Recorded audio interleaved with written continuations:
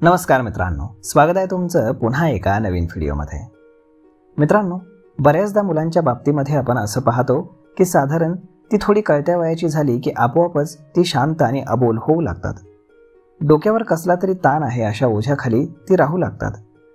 पालकांशी त्यांचा संवाद कमी होत जातो आणि चार चौघात बोलण्याची, काहीतरी करून दाखवण्याची सवय देखील कमी कमी होत जाते। त्यांचा आत्मविश्वास कमी होऊ लागतो आणि याचा परिणाम त्यांच्या व्यक्तिमत्व विकासावरती तर होतोच, परंतु अभ्यासावर देखील दिसून येतो। याविषयी तज्ञ असं सांगतात की मुलांच्या स्वभावामध्ये असा बदल होण्यामागे अनेक गोष्टी कारणीभूत असू शकतात। त्यापैकीच घरगुती स्तरावरती होणाऱ्या 2 गोष्टी त्यांनी नमूद केलेल्या आहेत। यामध्ये मुलांचा आत्मविश्वास कमी करण्यासाठी 2 गोष्टी कारणीभूत आहेत। यामध्ये पहिली गोष्ट आहे ती म्हणजेच मुलांच्या भावना दाबून टाकणं। काही काही घरांमध्ये असं वातावरण असतं की जिथे पालक सांगतील ते आणि तसंच मुलांना वागावं लागतं, करावं लागतं। काही काही गोष्टींमध्ये मुलांना शिस्त लागण्यासाठी पालकांनी अशा पद्धतीनं मुलांना सक्ती करणं गरजेचंही असतं, परंतु वारंवार अशी सक्ती होत असेल तर त्यामुळे मुलांच्या भावना दबून जातात।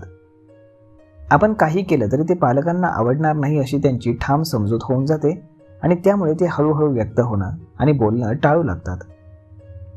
आपण नेहमी चुकतो ही भावना त्यांच्या मनामध्ये बळावते आणि त्यातूनच त्यांचा कॉन्फिडन्स कमी व्हायला सुरुवात होते। आता दुसरं कारण आहे ते म्हणजेच पालकांचे वाद। काही काही घरांमध्ये पालकांचे टोकाचे वाद असतात।